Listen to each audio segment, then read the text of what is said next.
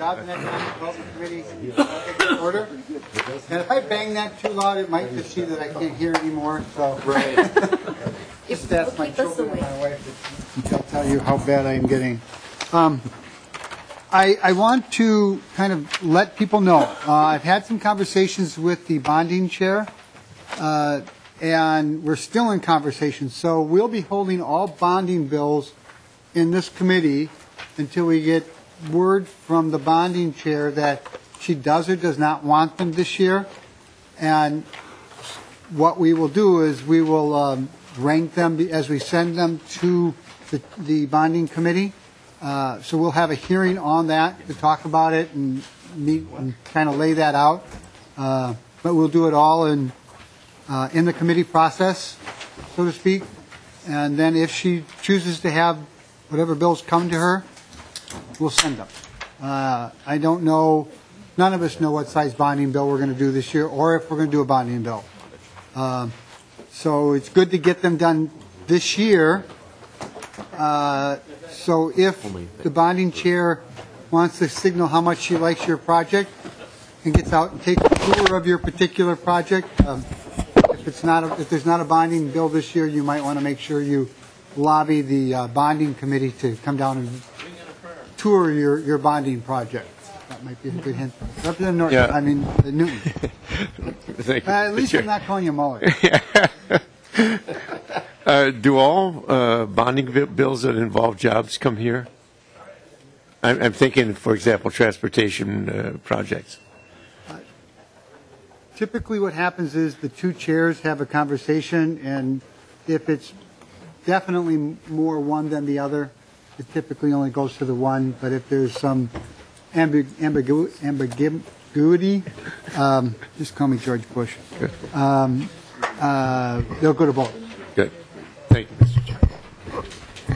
So, seeing no other questions or comments, I'm going to have Representative Ward move his bill. And I think we have two testifiers. Is it Teresa Gavel? Mm-hmm. And Bonnie Cumberland? Good. Representative Ward. Thank you, Mr. Chair. So I'll move House File 110 to be laid over for possible inclusion into a omnibus jobs and economic development for bonding projects. That'll work. Okay, Mr. Chair. Could you explain your bill a little bit and then have your testifiers? Absolutely, Mr. Chair. Thank you. So, members, thank you for hearing this important bill to our area members, to the Brainerd Lakes area. This is House File 110. It appropriates $150,000 to our current Civic Center in the Brainerd area. Members, I just need to tell you just a little bit about our Civic Center. We're not asking to build a new Civic Center. We're not asking to expand the Civic Center. All we're asking is to make this Civic Center handicap accessible. In 1987, my wife and our 4 children moved to Brainerd, and one of the things that drew us to the community of Brainerd was the Civic Center. And that is, it's an asset, it's a great asset to our community. However, members, it is not fully handicap accessible. We need to have, there's a second story or a second level of the Civic Center. While there has been expansion in the Civic Center, there is no current elevator in the Civic Center, thereby not making it fully handicap accessible. And the testifiers, City Administrator Teresa Gavel, along with City Council President Bonnie Cumberland, former mayor as well, and former colleague and educator with me in the Brainerd School District as well, will testify as to the importance of the economic development to our area and the jobs that this Civic Center provides for our areas. So with that, members, I'm just going to turn it over to them for this testimony. Mr. Chair, may we begin? Please proceed. Thank you. Thank you, Representative Ward, and thank you, Mr. Chair and committee members. We appreciate the opportunity. Ma'am, if your name for the record, if you would, please. I'm sorry. Bonnie Cumberland, Brainerd City Council President. May I proceed? Please proceed. Thank you. Again, we appreciate the opportunity to address you today. We're here requesting your support of a $150,000 state bonding grant to install an elevator in the Brainerd Area Civic Center in order to make the building more handicapped accessible. allowing guests full access to all parts of the building. Some of the history of the Civic Center. The original Civic Center was built in the mid-1970s by a group of civic-minded individuals who raised over $1 million to build it, and at that time, ADA accommodations were not required. The city acquired ownership of the building in 1996 from the nonprofit association that built the facility, and the city turned over the management of that facility to the Brainerd Area Hockey Association. The Hockey Association built an adjoining second sheet of ice in the 1998-2000 time period. At that time, an elevator shaft was put in as part of the construction project. The city assumed ownership of the adjoining gold medal arena when the construction was completed by the association. The gold medal arena was so named because the Hockey Association had purchased the boards and glass that were used in the Lake Placid 1980 Olympics. The problem is that the Civic Center is not handicap accessible to individuals who wish to visit the concession stand and or the warm viewing area.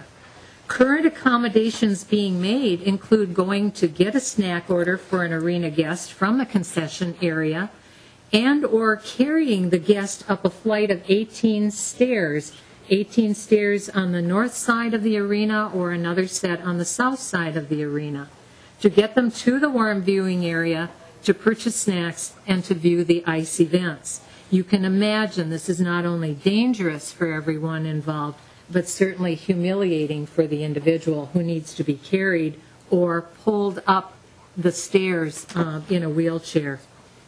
In measuring, just as an aside, in measuring the stair area railing to wall, it's about 77 inches wide on an average if two people are carrying someone in a wheelchair, and we allow 36 inches per person and a minimum of 36 inches for the wheelchair. That's 108 inches. It just could not be done. So you can understand why this is certainly a safety issue. The proposed work, the request for the bonding revenue is proposed to fix the situation by providing and installing an elevator in the shaft that was constructed when the gold medal arena was built. The work includes the creation of the elevator equipment room, the completion of the elevator shaft, making this a job-ready project, creation of upper-level ramps, and that's to get to and from the elevator and the adjoining arena areas, and the elevator landing area as a connection between the Civic Center and the gold medal arena. Thank you, Alderman Cumberland. Mr. Chair, my name is Teresa Goebel. I am the City Administrator for the City of Brainerd, and I'm going to talk a little bit about the economic impact of the facilities. Of course, the biggest use of the Brainerd Civic Center is ice events, with the biggest use of all being hockey. The Brainerd Area Hockey Association uses the arena on a daily basis from the months of September through March for their practices, their games, and their tournaments. It is estimated that their programs bring in over 25,000 visitors to the Brainerd area from around a 5-state area. Minnesota, Iowa, North Dakota, South Dakota, and Wisconsin travel to Brainerd to play in the Civic Center. The Minnesota hockey camps also use the arena on a regular basis. They have 1,500 skaters ages 8 to adult, including many professional hockey players from all over the world. We did have a professional hockey player from Russia who coached in one of the Minnesota hockey camps. Brainerd High School conducts their boys and girls hockey programs at the arena, including all their practices, games, and tournaments. The City Youth Broomball program activities take place at the arena. Vacation Land figure skaters, women's and men's hockey tournaments with teams from the metro area and the Duluth area. Private rentals also to private parties, and several professional sports personalities such as Christy Yamaguchi and Brett Hedigan, just to do a little name dropping. Our arena is home to many community dry floor events, such as concerts. We have over 2,000 people attend a concert. There's an additional conference planned for this coming year. Our Builders Home Show is a 3-day event that over 1,000 people attend, involving the setup and takedown of 200 booths of local builders and associated specialty companies. The Chamber of Commerce Marketplace Show. It's a 2-day event involving local merchants with over 200 booths displaying services and products, and over 2,000 people attend that. We also have sports RV shows, which are usually 2-day weekends, approximately 125 booths and over 1,000 people attending. In addition, the facility also hosts CFX boxing events, a women's expo, and also exploring the possibility of a craft and art show for this spring. These drive floor events bring in over 15,000 people into the area on an annual basis, providing revenue and stability for area restaurants, lodging facilities, and businesses. I did some looking online, and Minnesota research shows that on average, 25% of travelers' spending goes to food and beverages, and nearly 20% goes to both the lodging and the retail sectors. If we count in the local gas stations with the price of gas nowadays, it is a high percentage of revenue that comes into the Brainerd area because of our events. Mr. Chair, Bonnie Cumberland, again, Brainerd City Council, to wrap this up a little bit. You may be wondering who else may benefit from the project. The events themselves create and retain jobs, such as the setup and takedown of the events, ticket sales, concessionaires, etc. In the short term, the proposed project will create jobs for architects and construction workers in order for the elevator to be installed. Parents of small children and siblings of arena users could certainly benefit from this project, as could grandparents with limited mobility, arthritic, for example, who desire to watch grandchildren compete in sports activities but want to do so in a warmer environment.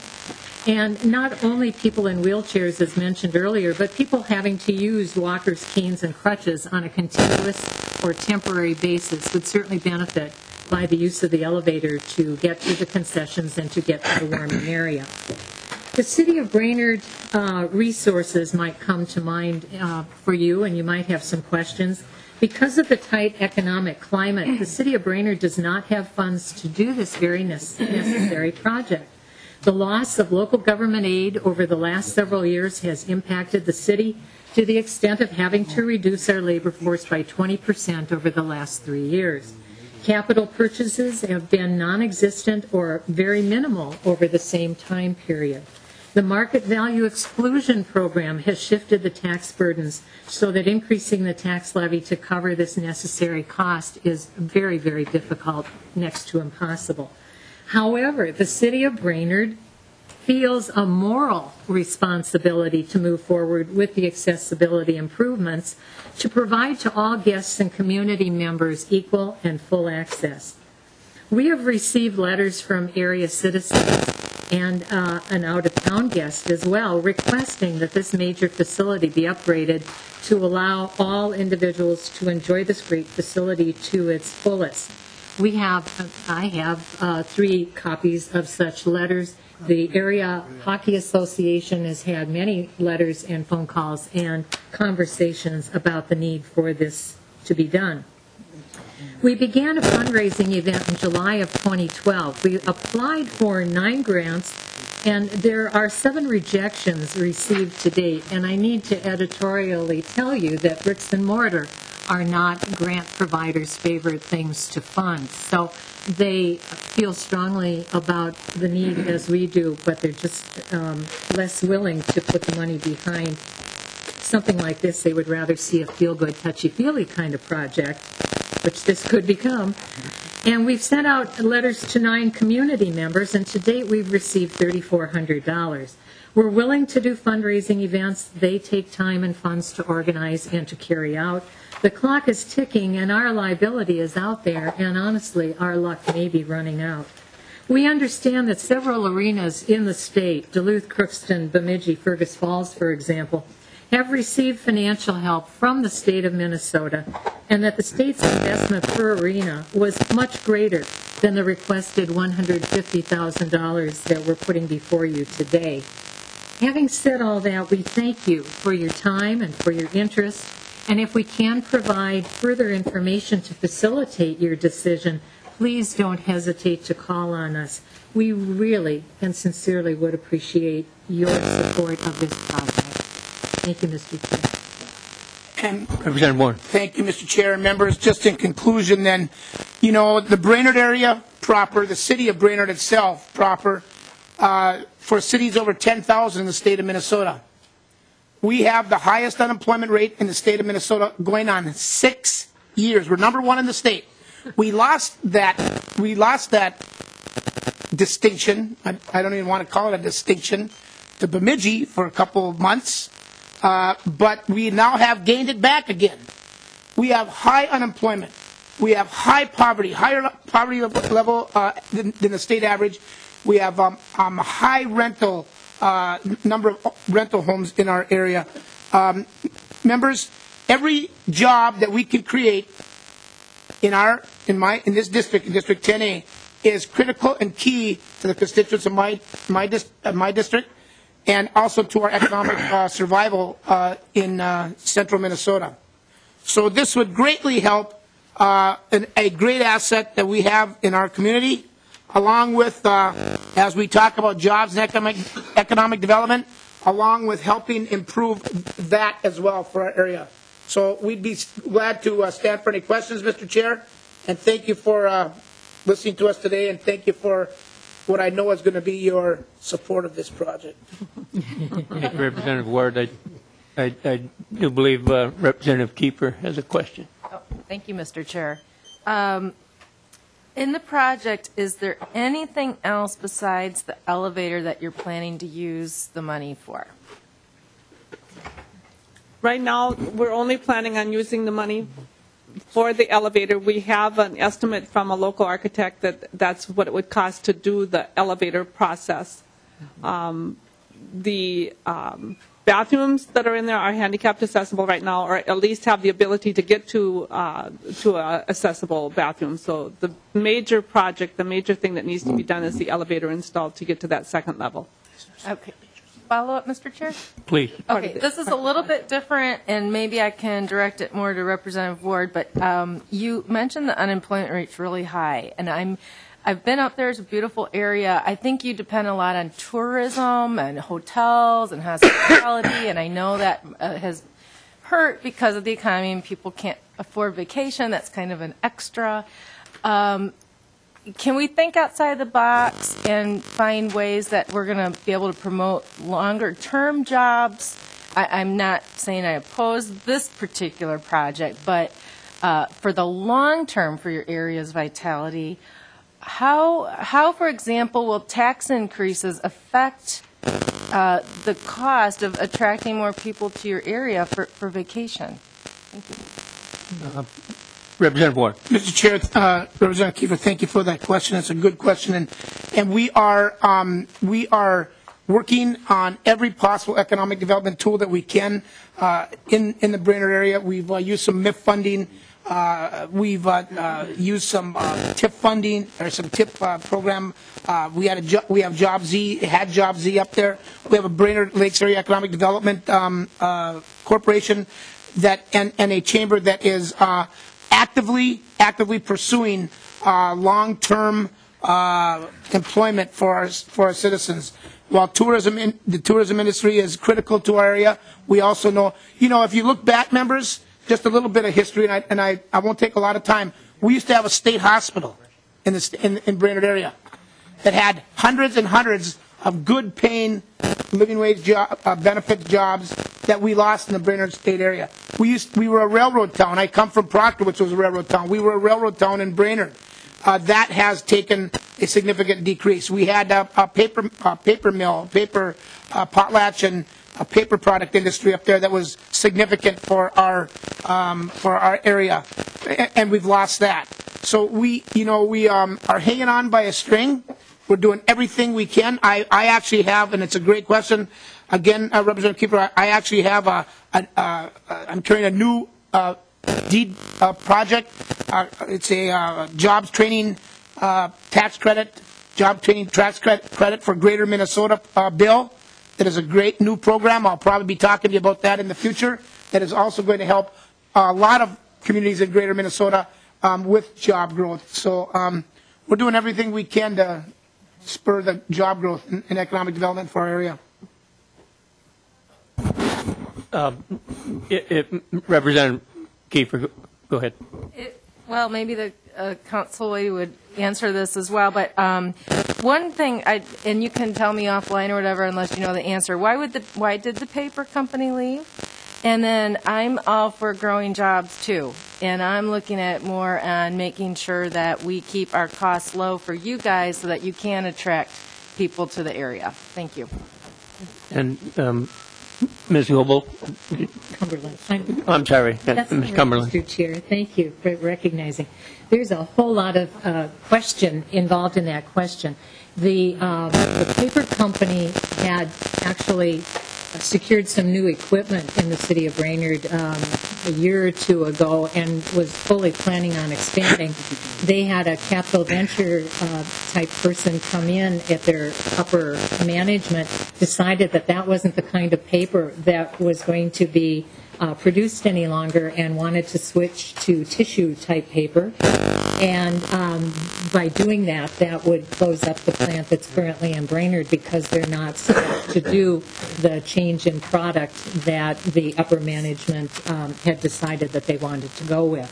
So, and prior to that, there have been other situations too. Other plants have tried to succeed. Partly, there's a confusion about the city of Brainerd and the Brainerd Lakes area, the city of Baxter, for example, and that whole Crow Wing County area. Where you've seen a lot of growth has been in the city of Baxter because basically the city of Brainerd is landlocked, and so the big box retail stores are going in Baxter. But there are a lot of good paying jobs in Brainerd through the school district and through government and that sort of thing. And healthcare also, but now healthcare is expanding out to Baxter as well. So we're going through, as of last night, we had our first strategic planning session as far as mission, vision, and goals for the city for the next 3 to 5 years. And a lot of the answers you're asking today, we could probably come back and answer after we finish that strategic planning session.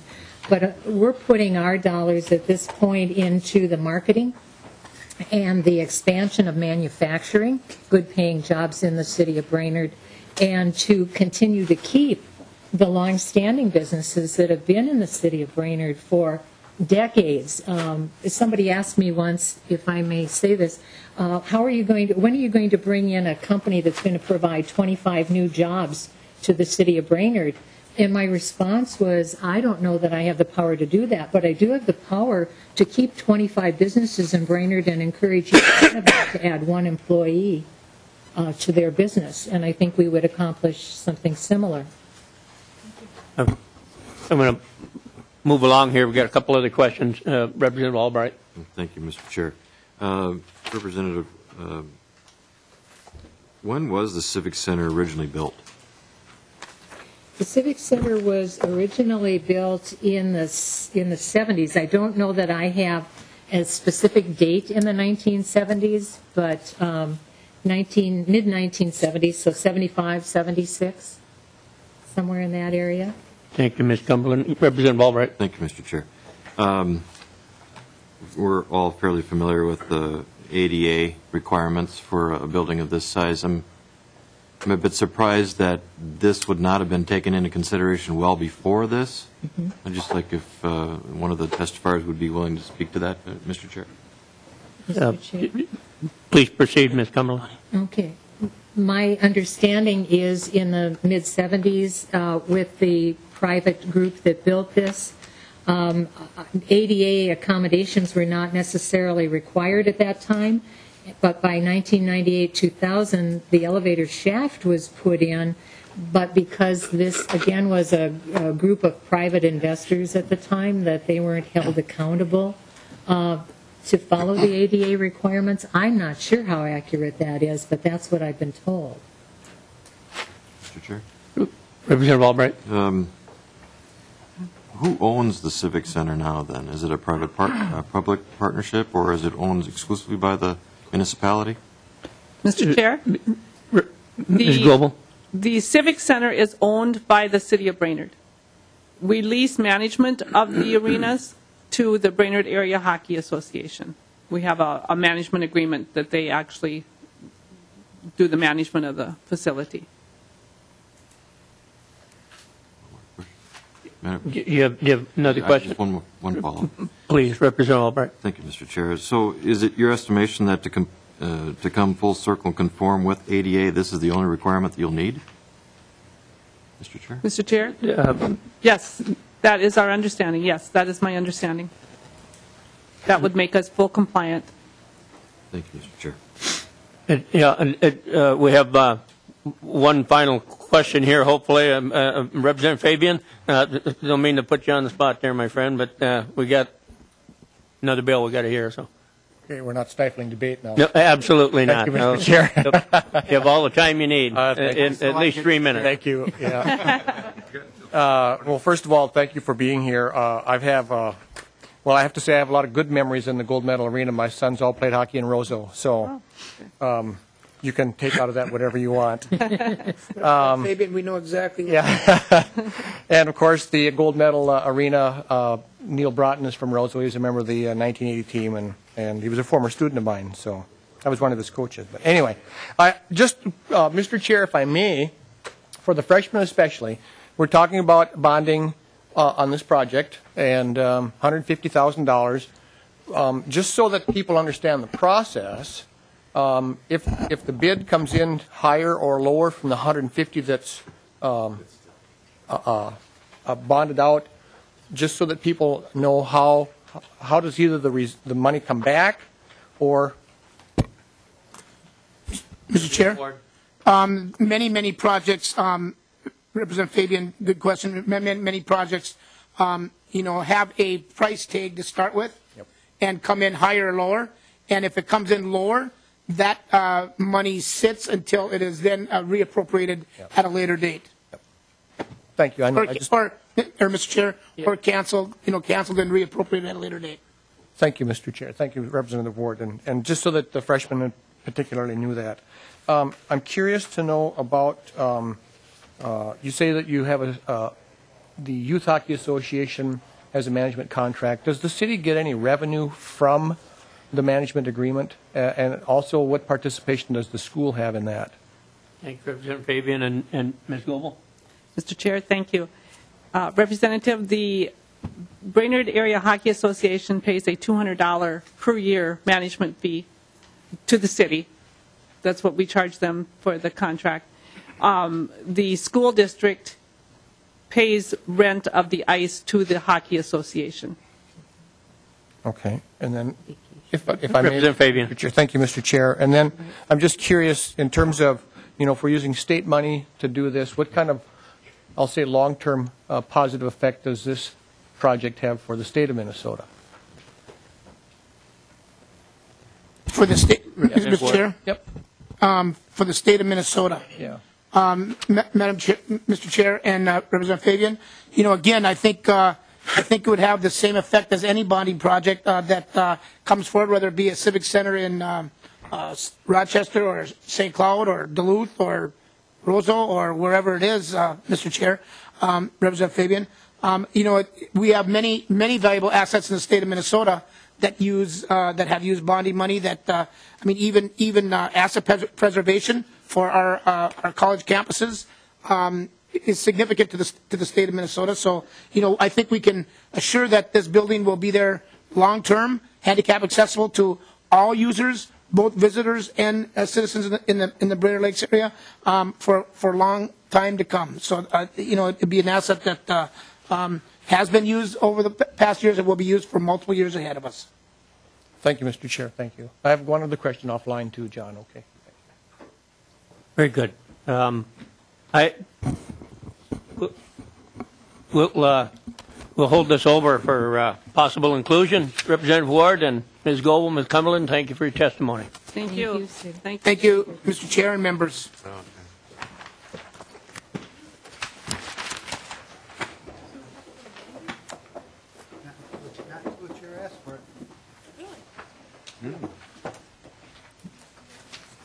We pass out here water on the bottom? Can she?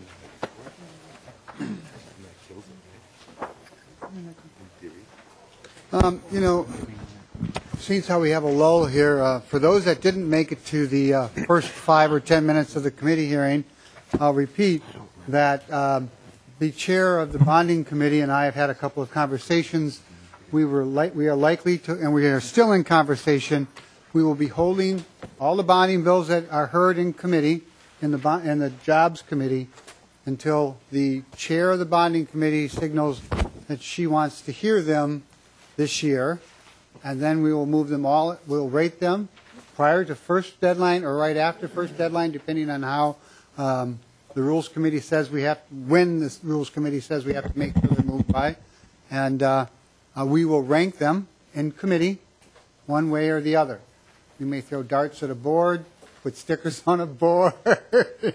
No, just kidding. That's an old inside baseball here. But we'll all work on that and figure out how we're going to rate them and then move them on as the bonding chair and says she's ready for them. So, do we have any other bills in front? Oh, we have one more. Good afternoon, Mr. Chair. I wonder if Representative Norton would want to move my bill. It would be great if she would. Mr. Chair, I'd love to move House File 185 before the committee. Thank you. Representative Liebling, your House File 185 is before the committee. Maybe you'll have a few words to describe it, and then you might want to call on your, you know, actually, members, wouldn't it be fun if the member just did all the talking here? Oh, I'm going to get in trouble for that one. Representative Liebling, if you could just explain your bill and then turn it over to you. Thank you, Mr. Chair. You don't think I talk enough? Is that what you're telling me? We could fix love to hear you talk. Well, Mr. Chair and members, thanks for hearing this bill. This is House File 185 is a request for $37 million in state bonding dollars to expand and renovate the convention facilities at the Mayo Civic Center in Rochester. I do want you to know that this project's been around for a long time. Back in 2008, the state gave us $3.5 million in bonding for the planning of this expansion and renovation. And normally, when you get those kind of planning dollars, you sort of expect that the next time you're going to come back and the project is going to be funded. Well, we've had the project funded, we think, a couple of times, and it's fallen under the veto axe one way or another. So this has gone through. We have explained many times to the legislature the really important economic value of this project, and I think even Representative Ward, who was up with his bill, or one of his testifiers, mentioned that this, of course, we believe that bonding generally has a lot of value for the state, but this project in particular draws people to come to conferences, or should, who are many of whom are from outside Minnesota and even outside the country. So we don't view ourselves as competing with other civic centers around the state. This is really in a different class, and we believe that it has a certain synergy with Mayo Clinic, the state's largest private employer in Rochester, because when you bring people for these kinds of high-tech conferences, they're seeing what Rochester has to offer. They're interacting with people from Mayo and other high-tech businesses in that part of the state, maybe from around the state, and there's a synergy that happens, and people may decide to come to Minnesota to start their business, to expand here, and so on. All very important things. So you're going to hear from my testifiers that we believe that this is really important to capture a lot of these kinds of high-tech conferences in healthcare, medical technology, bioscience, etc. And in addition, this will bring a lot of new jobs, of course, during the construction phase, but also after that. It'll bring new visitors, new business, and new dollars to Minnesota. So I have with me today Ardell Brady, who's the mayor of Rochester, who's going to speak about this a little bit more. And then I have Brad Jones, who's from the Rochester Convention and Visitor Bureau, and he's the executive director of that body. So they'll give you some more details, and will be able to help me answer the questions. Thank you, Representative Liebling. Which one of your testifiers would like to go first? Mayor Brady. welcome to the committee. Thank you very Good much. to see you again. And Chair and members. I am Ardell Brady, Mayor of the City of Rochester, Minnesota. Thanks, Representative Liebling, for being with us today and helping with this project. We're asking for $37 million in bonding support for an expanded and an updated Mayo Civic Convention Center, with the City of Rochester prepared and committed to provide a 50% plus match, probably around $42 million. This project will benefit not only our region, but indeed the entire state of Minnesota.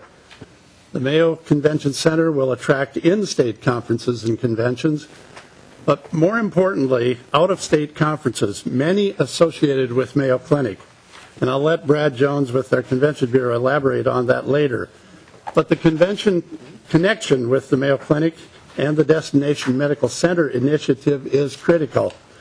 The connection is like a hand-in-glove connection, or like the 1950 song by Frank Sinatra, Love and Marriage, go together like a horse and carriage, and to separate them is an illusion. The project will provide over 700 jobs due to construction over 2 years, and hundreds of new permanent jobs in our hospitality sector.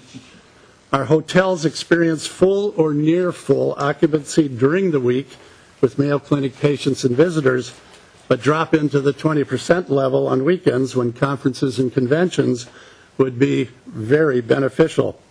Again, jobs and out-of-state dollars and tax revenue. The plans and specifications for the Mayo Convention Center project were completed in 2010 and are ready for bids following approval of state funding. That will provide a great opportunity to quickly put construction workers to work. The economic impact of this project is $372 million over 10 years. Not a bad investment. Our current Mayo Civic Center and the expanded Mayo Convention Center, with an additional 188,000 square feet, will be heated and air-conditioned by our Olmsted County waste-to-energy facility. We have citywide support from Mayo Clinic, the hospitality industry, and our Rochester Area Chamber of Commerce. We're shovel-ready to provide a winner for the state of Minnesota and certainly for all of our workers. Now I'll have Brad Jones to complete our testimony. Thank you, Mayor. Chairman, members, thank you, Brad Jones, Executive Director of the Rochester Convention and Visitors Bureau. You all have a handout provided in your packet today that explains the project. The Convention Center addition to the Mayo Civic Center would be just over 180,000 square feet, which would almost double the size of what the current Civic Center is today. I'd like to take a minute just to explain the difference between a Civic Center and a Convention Center. We have today a Civic Center which hosts about 350 events a year. Anything from chamber expos to trade shows to home shows. The difference between a Civic Center and a Convention Center is this.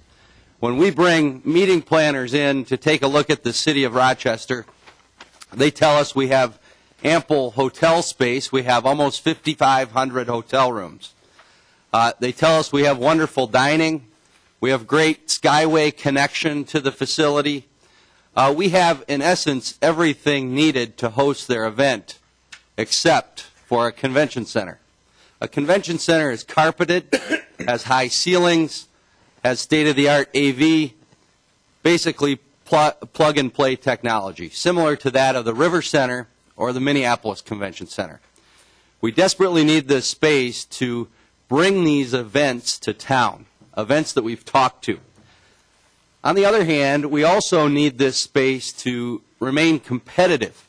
You'll see in your packet we've provided a list of many events that we've lost over the years. They used to come to the Mayo Civic Center, and now they've taken their business elsewhere because we've not kept up with what they need. This lost business alone represents 168,000 people, and a lost direct spending of $85 million to Rochester. This also represents something very alarming that you should be concerned with, loss of $62 million to the state of Minnesota. These events are not going to other Minnesota cities. They're going to Milwaukee, they're going to Chicago, they're going to Madison. On the reverse side of that sheet, you'll see a list of 45 prime opportunities. And I could easily add a 0 to the end of that number and provide a target market of conference opportunities that we could go after. Again, we've spoken to many of these planners. They would love to come to Minnesota. They would love to meet in Rochester, but we just don't have a convention center for them to meet. This segment of our industry is still growing. It's very vibrant, and it's growing elsewhere. If you look at the city of Cleveland, they're investing over $500 million into a medical mart and convention center as part of their destination medical efforts. If you look at Boston, if you look at San Diego, if you look at Houston, they're all investing to go after this market segment of meetings and conventions. We also need to do the same thing. Our price tag is a little bit smaller. We can add on to what we have, and we can create a product that right out of the box will be very competitive. The other great thing is we can walk across the street and meet with many medical professionals, several of which serve on board of directors of national associations. In fact, many hold officer positions. And these positions are instrumental in drawing that business to your city. You need a local influencer, whether it be corporate or nonprofit, to bring these events. And we're well poised to rely on those relationships to bring those events and bring us into a rotation to bring that business to Minnesota. We talked about the hospitality industry. It's the second largest industry in the city of Rochester. We have a little more than 12,000 full-time employees in our hospitality industry. These folks care for the nearly 3 million visitors that come to Rochester every year. The economic value is huge, but I will tell you there's a lost opportunity there for people that aren't fully employed. In fact, many of these folks rely on a meeting, a convention, or event on whether they work a full work week. Today, if we don't have one of these, they don't work. They get temporarily laid off for the weekend or for a 4-day period when nobody's in town. Our occupancy swing is huge. As the mayor mentioned, we can go from 75% on Monday to 20% on Friday. We need to stabilize this. We have the infrastructure. We just need the convention center. You can leaf through the expansion plans. It's essentially a 2-story convention. As I said, it would be connected to downtown via the Skyway. We have parking already there. We have the connections to dining, to our hotels. So it's kind of a plug-and-play facility once we can get in the ground. I will leave it to any questions that you may have. It's a great project. We appreciate you hearing it once again, and we can answer any questions that you may have. Thank you, Mr. Jones. Mr. Newman, I know, is in the background there. Is he just there for, like, the call a friend or the... All right. All right. Are there any questions, members? Mr. Ugum. Thank you, Mr. Chair. Question for the mayor. Your Honor, you mentioned, the city, and I'm questioning what type of assistance is the city providing in this? Are you providing any infrastructure monies or anything like that for this particular project? Mayor Adele. The plan, excuse me, thank you very much. The plan is for us to collect some of the lodging tax, an increase in the lodging tax that we currently have to fund our portion of that. Okay. And Bradley, I don't know if you have anything more to add to that. Mr. Chair? Like what portion would that be? Are you providing some road and sewer and water infrastructure, or is that going to come out of the bonding money? Mr. Jones. Yes, thanks for the question, Mr. Chair. Representative, the city is stepping up to the table for 50% of the project cost. Okay. That was the 42 million, excuse me.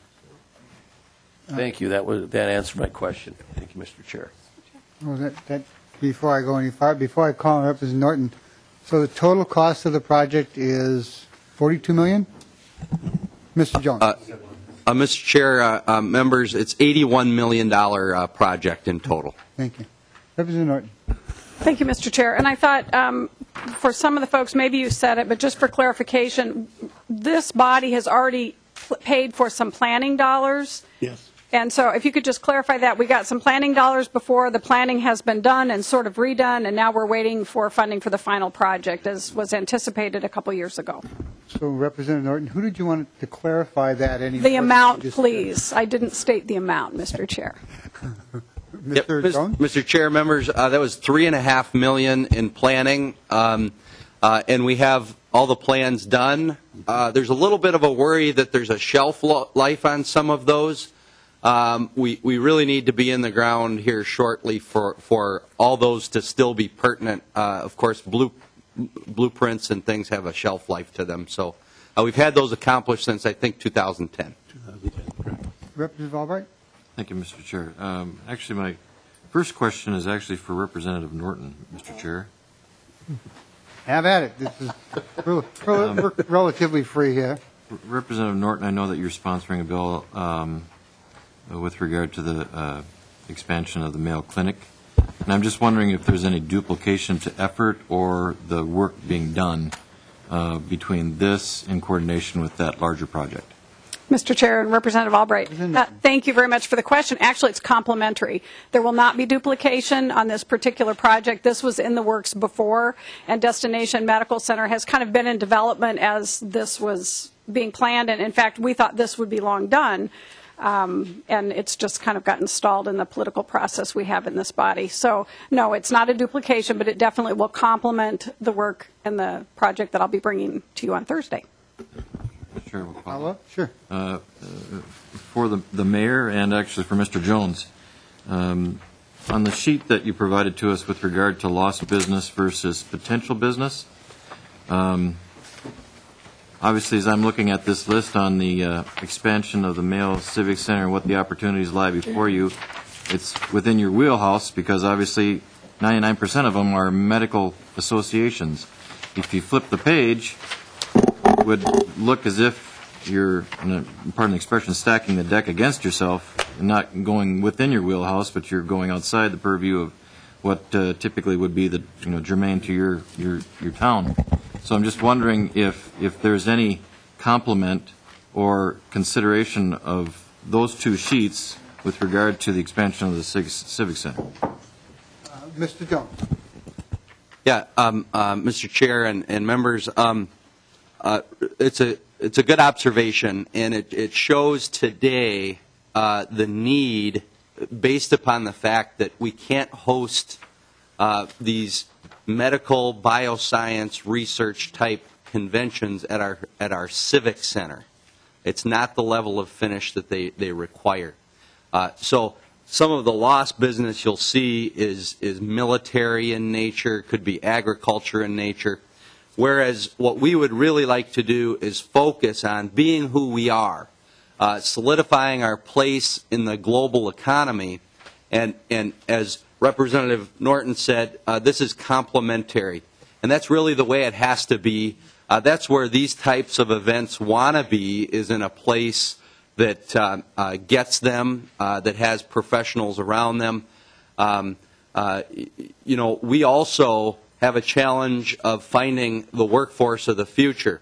And this is a great way to attract these medical professionals to our city, to see Minnesota, to see Rochester, in a way to get them there without really applying for a job yet, getting them into the culture, if you will. So the more of these that we can that we can host, the more research opportunities may come along, the more collaborative opportunities may come along, and consequently, hopefully, more business could relocate to Minnesota. So really what you're seeing there is a product of an older civic center and what we could be as a modern convention center.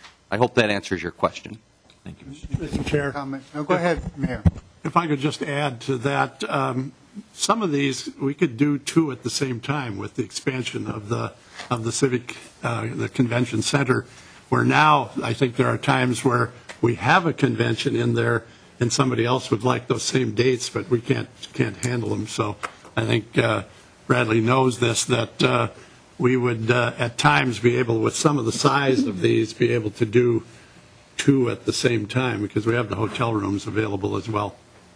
And Thank just you. as an aside, I was out at the Cleveland Clinic for a conference, not last year, the year before, and there was 3 or 4 different substantial meetings going on at the same time at the clinic in their auditoriums. And I did say auditoriums, which is kind of interesting. Yeah. And you'll see that this facility is designed to host two to the capacity of about 1,100 apiece. They would have the ability to host two at the same time. So, Representative Metzler, did you have a question? More of just a statement in support of the project. As a former Rochester resident, I grew up in town and have seen. You're not a true Iron Ranger? Oh, I'm a true Iron Ranger. Let's not argue that. But overall, I got to say, from watching the community that I grew up in to driving back there now, it's very impressive what our not only state but local leadership has done growing that community and its economic impact on the state. And I would say if we watch how their past growth was, we can assume on future projects that it will be invested wisely and continue to grow. I bet you on Thursday you'll get all sorts of numbers and charts. Representative Clark, do you have a question? Thank you, Mr. Chair. I just noticed you have Minnesota sustainable building guidelines will be utilized to significantly reduce the energy use, so on impact on the environment. 2 questions. Are you doing, I know you want to host the solar convention and a few other things. What kind of, energy innovations are you doing? That's one question. The other one is, are you still going to be putting down that rug that you're going to put down and roll up again? Mr. Newman, do you want to? Mr. Newman, did you hear the question? Yes, I did, Mr. Chair. Would you like to repeat it? I think it's hard to hear. I think I've heard it. Mr. Chair, I think I've heard the question. Representative Clark, we've done numerous energy improvements at the Civic Center already, and as they mentioned, it will also be using the waste energy facility for its heat and its cooling. It's the largest user of that in the city of Rochester. The new building will be all up to code. I think the carpet you're referring to is when we worked in the exhibit hall currently. When we have a convention there, we have to put carpet in and some drapery to make it look like a convention facility. That at least is my assumption of what your question is referring to. And to some extent, if we have this new facility, we won't have to do that as much. But if we have 2 conventions going on, we will still be using carpet that will have to roll out and drapery in the exhibit hall because it's not set up for conventions currently. Just to follow up, Mr. Chair. In terms of the energy conservation, you said the waste energy, but what about, any other kinds of energy savings that you might be doing? You have the opportunity when you're doing new construction to do, the work in the ground, the heat exchangers and solar. Mike, it's really hard. I can't hardly hear you. I guess I'm just wondering if you're using any opportunities to do solar, heat exchangers, any of those things. Is that part of this? I just don't know. Mr. Chair, Representative Clark, we did over $1 million of energy improvements in the building just a number of years ago, so there is not a lot more that we're doing other than in the addition that we're putting in, we're going to make that as efficient as possible. We won't have geothermal in this, but we have looked for wherever we could marrying a new structure basically to an older structure to do as much energy improvements as we can.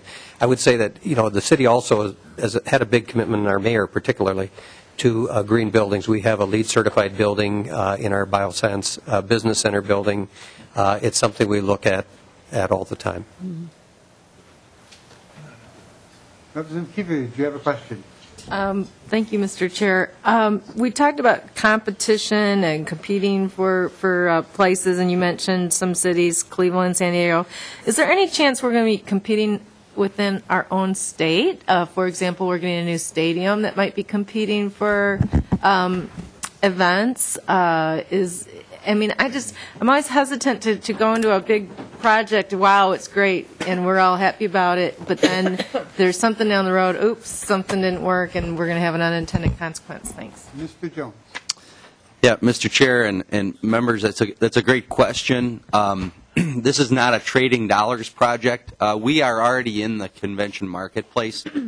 We host several state conventions already on a rotational basis that go to Duluth, that go to St. Cloud, that go to St. Paul.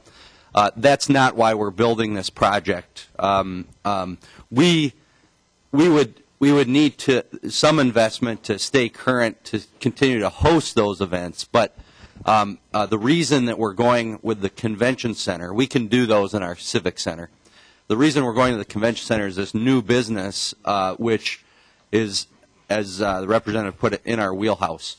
So we're really not looking at those state conventions as the driver for this. Those are going to stay in the state. They're going to rotate around, and we all play fair, and we all take our turn to host those. But this is really for national, international, and some regional events that would come and create this economic impact. We would understandably probably open the door for a few additional state conventions, like maybe MEA and those that we're not big enough for today, but I could probably count those on one hand. Representative Liebling, did you have something to add? Yeah, thank you, Mr. Chair, and Representative Kiefer. I think it's important to keep in mind that we have Mayo Clinic, which itself is really competing in a market that's not within the state so much. I mean, I'm sure a little bit of it is, but really the competition is coming from around the country and even internationally. And so this project is sort of positioned to augment that and to have that synergy with Mayo Clinic and those people that are coming in from other places. So we really don't view it as being in competition with other civic centers or convention centers around the state. Representative Kiefer. Thanks, Mr. Chair.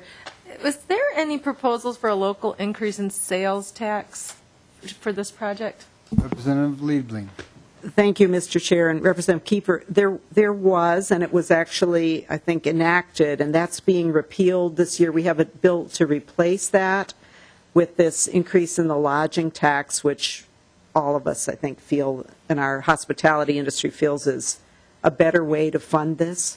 So there was going to be an increase in the food and beverage tax. It hasn't been, I think it was enacted, but it hasn't been implemented, and this will replace that. Representative Fabian.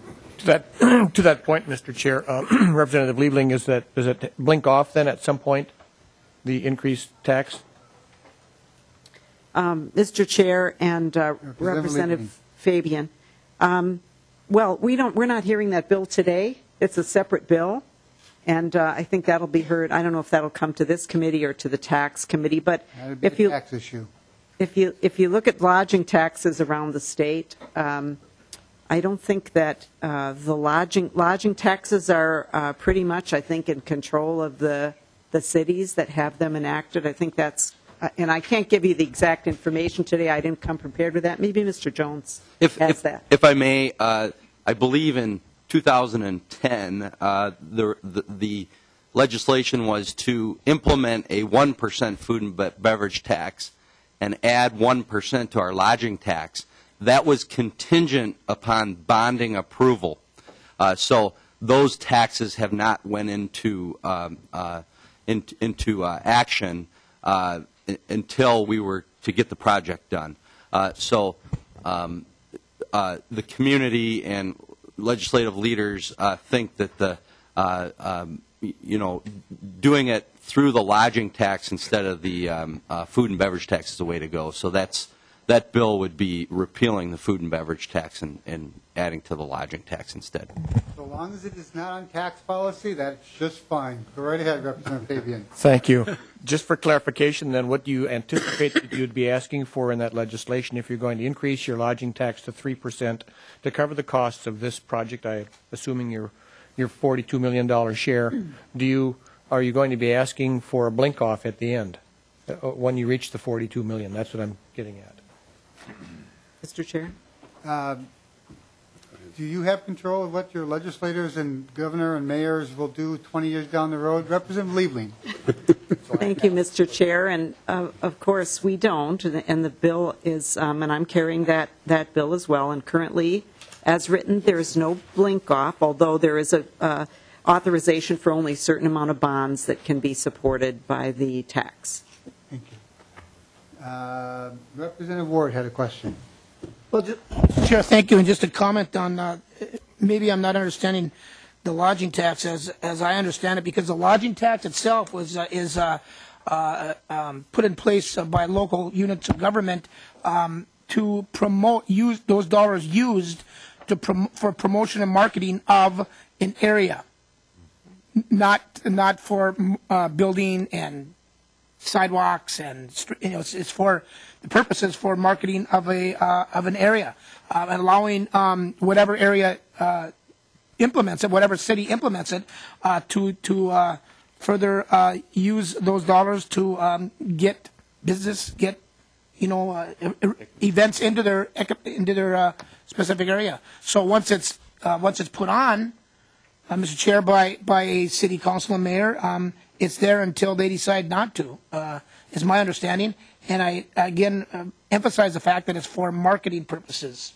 I just wanted, as I understand it. Representative Ward, quite regularly in this state and in almost every state in the nation, cities, counties, states put lodging and tax, a sales tax of some sort on car rentals or meals or lodging or whatever, and they pay for convention centers, they pay for airports, they pay for toll roads, they pay for one thing or another. It's a pretty standard method of municipal financing. Sometimes it even finances a football stadium if things go bad. I see no other questions. I will lay this bill over for the conversation with the bonding chair. I hope I have 5 or 6, 10 or 15 more.